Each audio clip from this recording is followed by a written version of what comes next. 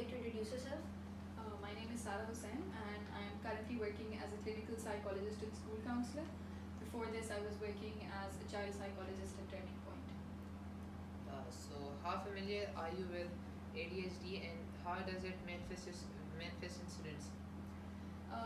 Like I said, in my field as a child psychologist, almost everyone is very familiar with ADHD because it is a very common childhood disorder. So I won't say it's a common occurrence, but within the childhood disorders or neurodevelopmental disorders, about 30 to 40% of childhood referrals are for ADHD. And what was the second part? Uh, how does it manifest in students? Particularly for students, we're talking about ADHD in a classroom. So ADHD has two components: inattentive and hyperactivity. So for a student, inattention would manifest as low academic performance.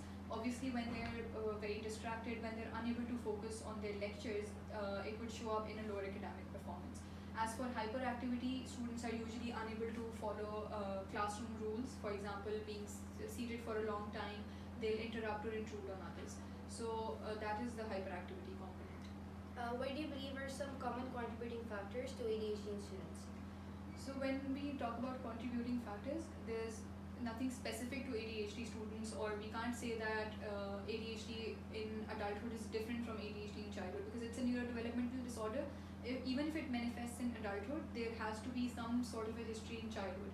It is inevitably a childhood disorder, right? So mostly the reason is genetic and neurobiological.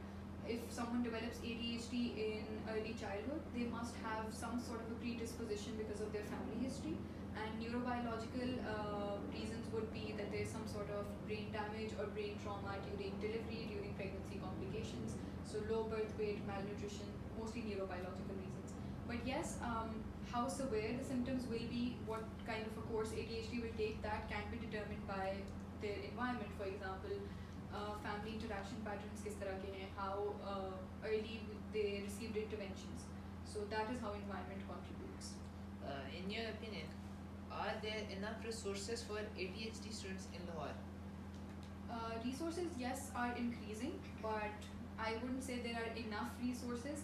Yes, the condition is becoming better. There are much more private organizations specifically working for childhood disorders. There are much more experienced clinical psychologists and psychiatrists available right now. But particularly for students, there is still a huge lack because we still have mainstream schools who are not introducing individualized education plans, which basically target people with special needs. So students with ADHD, students with autism are not able to fit into mainstream schools even now. Inclusive education is still not available.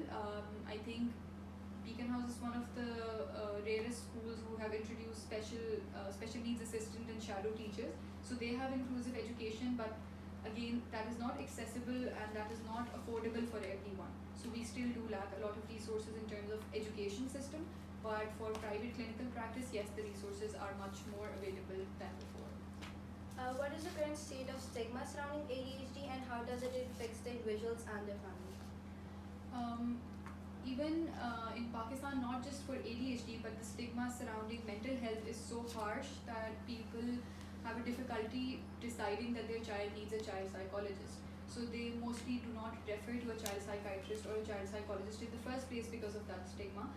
Mostly cases for ADHD or any childhood disorder are first referred to a child pediatrician.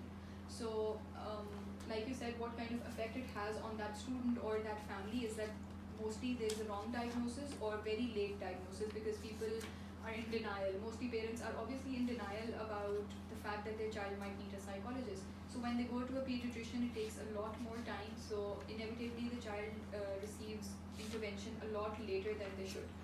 So the symptoms are already very worse, so we have to work a lot more harder on that.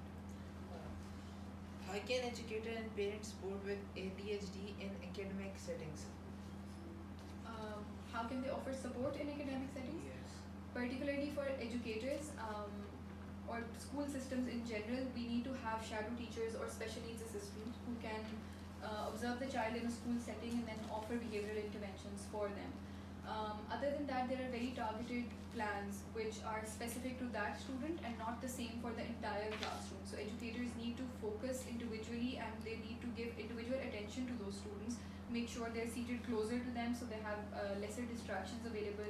We need to change the structure of the classroom altogether. We need to make sure that a child who has hyperactivity, we provide them the opportunities so that they can release that energy through physical activity, through visual aids. We need to grab their attention more. As for parents, the most common concern is that parents are trying to undo that symptom.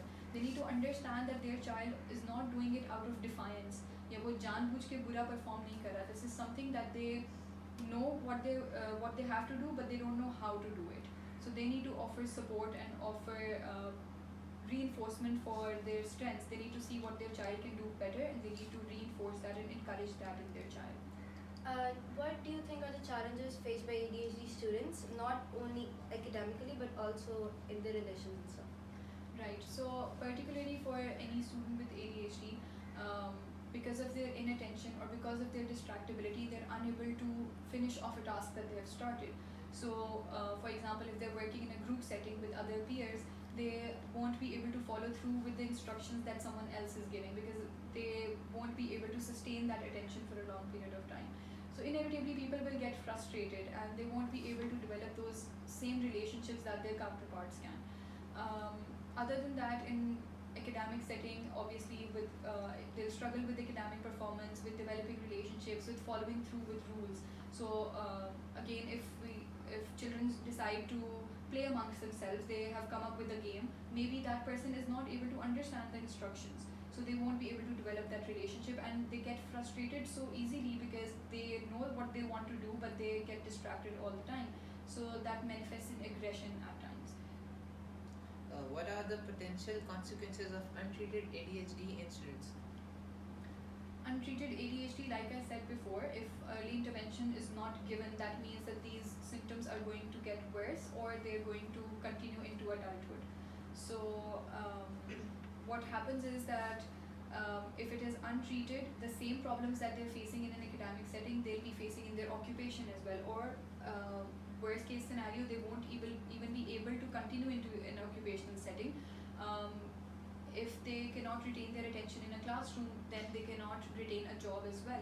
So in adulthood, it will continue and it will continue to worsen. So it is very important that we make sure that the child receives early intervention. Okay, what strategies do you recommend for ADHD student to stay focused? To maintain their focus, I can't go into a lot of detail, but mostly there are behavioral interventions that work the best in a classroom setting. So we need to make sure that to grab their attention, if we're focusing simply on inattention, we make sure that the distractibility is as low as possible through grabbing their attention through visual aids, and we provide them with planners and organizers so they know what schedule to follow. The problem they have is that they start a task and then they let it go in between and then they continue with another task. So they need to have scheduled breaks. Our idea is to manage and organize their symptoms. If someone has hyperactivity, they'll inevitably be hyperactive, right? But we need to compartmentalize it so that they are able to manifest those symptoms but also continue to do their work. So breaking down instructions into smaller pieces so they're able to focus their attention on that instead of a long lecture. Using visual aid, making sure they get enough break in between their classrooms so they are able to release their energy. Things like this are a little different structure than a normal mainstream school would work for them. Okay. What advice would you give to the ADHD and their family to manage condition effectively? For students and parents alike, we need to first understand that this is not something that we're focusing on undoing. We cannot say that a neurodevelopmental disorder should be reversed, but this is something that you can definitely manage. So for any ADHD student listening to this, they need to understand that these are symptoms that they can manage. This is something, we all live our lives with different kind of symptoms, be it physical, be it mental, be it psychological, anything. So we do continue to live our life. Similarly, ADHD is one of those conditions as well. You can manage those symptoms, you just have to follow and rely on a little bit help from your parents, from a therapist, and with organization tools. Now there are actually mobile apps introduced as well which help you organize and schedule your time, so to help ADHD students maintain a schedule. Similarly, for parents, they need to work very closely with the child's teacher and with a therapist, and there's no shame in asking for help. So they can ask for support as well as much as the student. The parents also need support. So they need to work in a very collaborative environment while offering support to their children. Thank you. Anything else?